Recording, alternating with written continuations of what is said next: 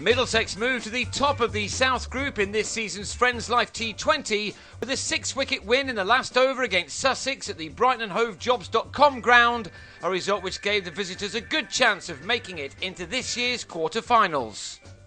Put in, Sussex lost Dwayne Smith to the first ball of the match as he edged an outswinger from Kyle Mills behind.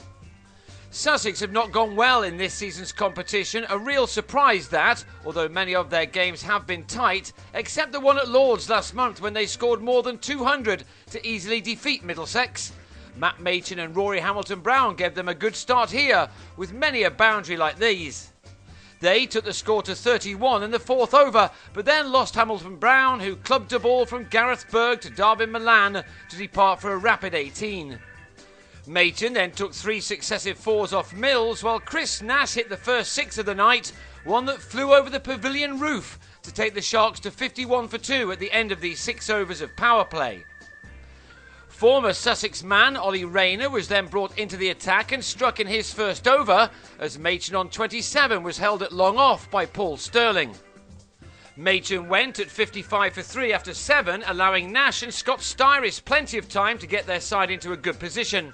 The spinners, Rayner and Rayner Patel, put a bit of a squeeze on, however, in the middle overs, meaning that the boundaries dried up a bit, as this pair added 45 in 7 overs to take the score to 100, with 6 remaining. It was just the right time for Styris to explode, but on a runner ball 24, he was bowled by Dexter's slower ball, which didn't get up. Between them, Rayner and Patel took 1 for 42 from 7 overs, while the other spinner, Adam Voges, claimed the wicket of Joe Gatting with a good return catch in an over that only went for 4 runs. So Sussex were losing their way, and it was left to Nash to keep them afloat.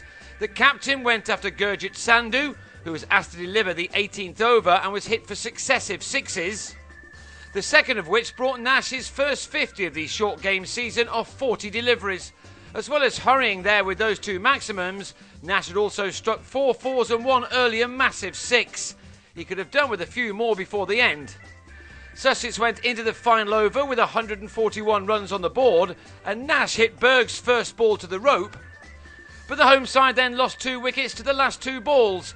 Ben Brown sliced a drive to Rayner on 13, while Will Beer went for golden by slapping a slower ball to Voges at long on, a wicket which left Sussex on 148 for 7 from their 20 overs. Middlesex then got off to an unbelievable start.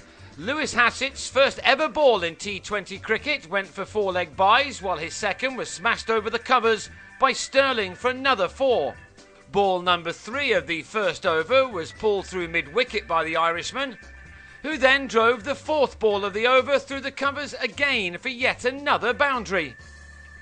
The 5th delivery went the furthest as Stirling timed a flick off Hatchett absolutely perfectly, and the over was ended with another 4 as Middlesex reduced their target by 26 runs in a flash.